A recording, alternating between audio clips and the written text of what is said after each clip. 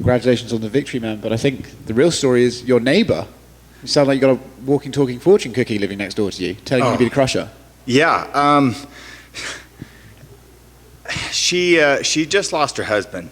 And I love these two. They're some of my favorite neighbors. We would do these old school workouts in my front yard, and him and his wife would come out and they would cheer, or he would come out, Russ would come out and say, "What's all the heckling? What are you guys doing? Are you rioting out here?" And he's like, "Just kidding," and but he passed away, and so we go and visit and hang out.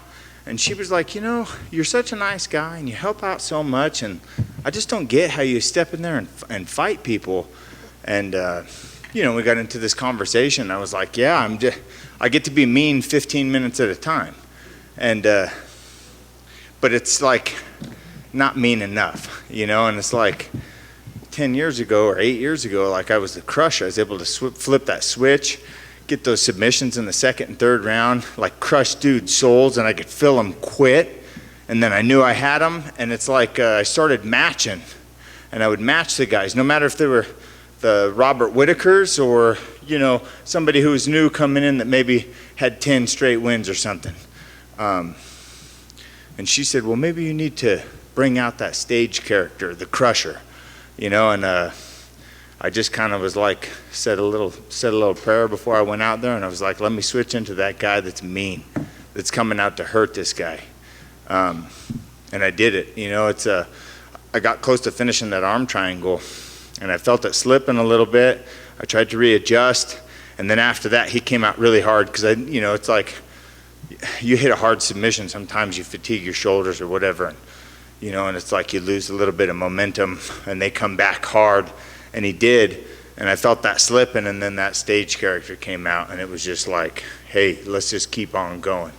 The shots were there. I was able to finish my shots, get him to the ground, keep safe. He was trying to swivel for the arm lock and the triangle, and I kept good, not let too much up, but still land some elbows to cut him up and hit him a little bit. So I felt great. What was your neighbor's name? Mariana Hurd. Shout out Mariana. Yeah. She's gonna love that. Yeah. Do you think, does she watch your fights? Does she always tune in? Yeah, she has off and on. I think maybe she gets it from my neighbor Brett, and then he kind of gives her the play-by-play, but she might have been watching this time. Cool. I don't think she likes the it's a little rough. Getting in it's a fight. Yeah. She's like a 70-year-old lady, right?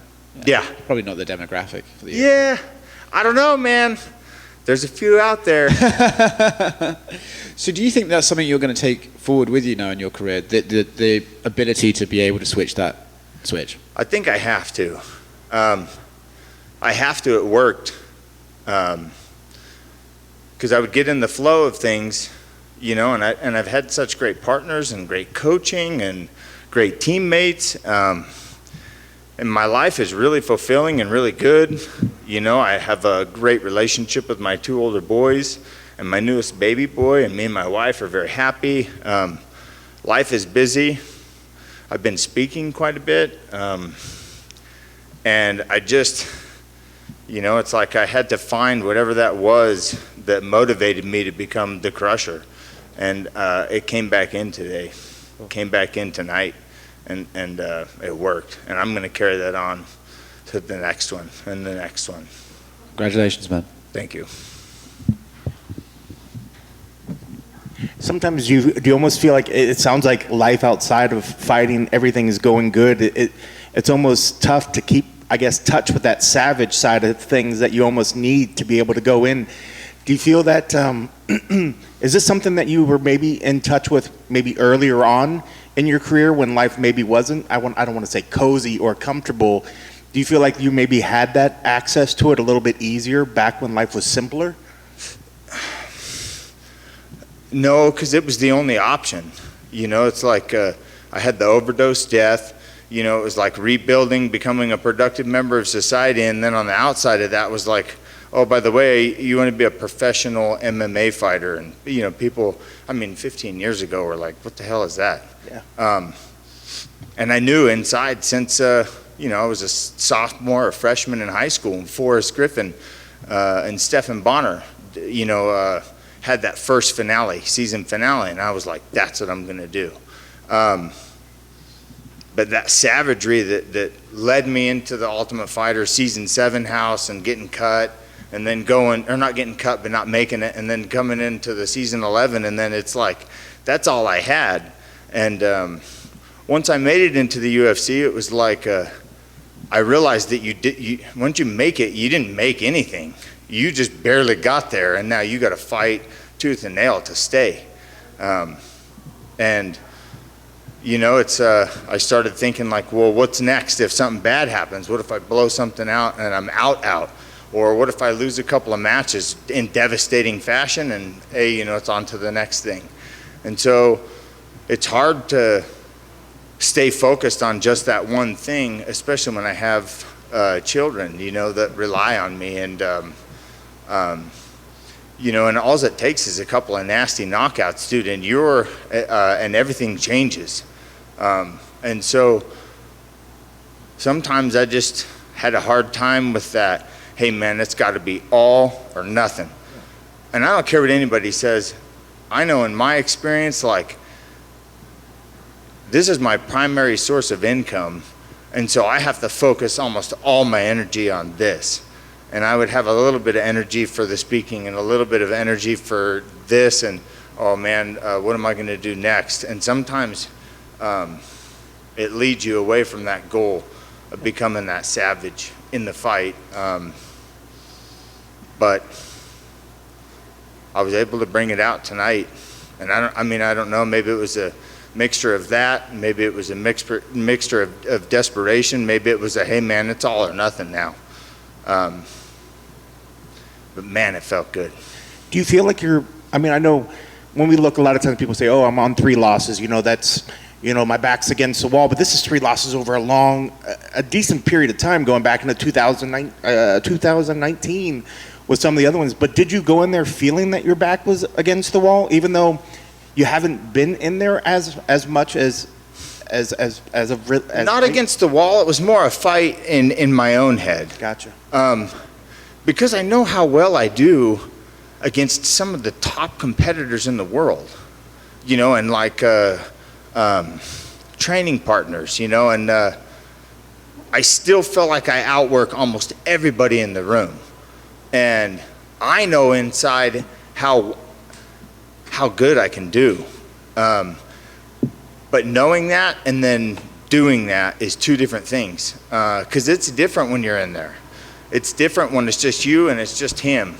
And bringing that out is a challenge in itself. Ask anybody if they're honest with themselves. It's like sometimes they'll have spectacular practices, but putting it together in the octagon is a little bit different. And it's like, how do you bring that out? And that's a process. It's like, I think I've had over 50 rounds, at the highest level in the world. And it's like, not all of those rounds have been excellent. Some of them have been a fight. Some of them have been, but man, I felt good today. So what do you think is the key to kind of keep going forward there? Because I know you're trying to balance with speaking engagements, and you have the family as well. What's the right amount of fights to keep you at that level, do you think? What sort of, we're talking 2 fights a year? We're talking 3 fights a year? Yeah, like 2 or 3 fights a year. Because then it's like I can really focus and I can come out. And it's like I'm 36, but I feel better and stronger and like in a rhythm more so than like, my early 30s or my late 20s. And I feel like tonight when I walked in there, I was in there for the right reason, and sometimes it's like I had all this extra pressure or on myself, not anything like family wise, or I wanted to, it's like I don't have anything to prove to anybody, but to myself, I want to show that I have the ability to compete with the best guys in the world. And I know I do, but just, it's like, man, it felt so good tonight coming out and and feeling the way I did. Like I feel like I did when I was 26, 27 years old. I imagine that's the kind of feeling that can kind of reinvigorate and want you to keep going and going and going. So what is sort of the end goal? Is it about just maintaining good performances where you're happy with your performance out there? Or is the dream still like, I think I can get back to a point where I can try to go Good for a title run? performances and just elevating that a little bit at a time. Yeah, absolutely. And just crawling, because I know I have it. I know I can be a champion inside. And so, baby steps, but all progress from here. And lastly, for me, I know you've been very vocal in the past with overcoming using drugs and alcohol and all that sort of thing. So how has that been for you? Because I know people look at you as a beacon to what they can try to strive to be, to try to get rid of things. How has that been going? And is there anything you maybe want to let us know of initiatives that you're trying to do? Anything forward of what you're trying to do out there in that aspect? So that's my why. Why do you do this? And it's to carry the message to people who are struggling out there that we can overcome adversity. A person in long-term recovery can achieve incredible things one day at a time without a drink or a drug. And that's my why. I started the McGee Project. I speak. I help get kids into gyms. It's helping them, separate themselves from substance abuse, from all the different distractions, giving them mixed martial arts to focus on, and then,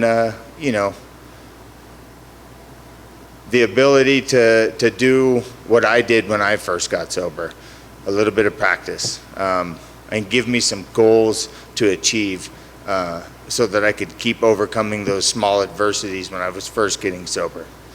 And then lastly, I guess to follow up with that, if you can give an address of where people can go get more info, and I guess part of that, is that just as important or more important than a title when you're dealing with real life stuff like that? If you make an impact in something, is that more important than becoming a champion? They're equal. I mean, I come out and become a champion. That's more highlight on the McGee Project and carrying that message. The McGeeproject.org, like you can check out the engagements. You can see, the kids that we're getting into the gyms, the people that we're helping, the engagements that we're booking and speaking at, but they work hand in hand. It's my driving force to show up and be the best Court McGee in the octagon like tonight. It's my driving force, and it's a legacy that my kid, it's like I have become the professional athlete that I think my kid should look up to. And that's a very comforting feeling. That's awesome. Thank you for that work. Thank you.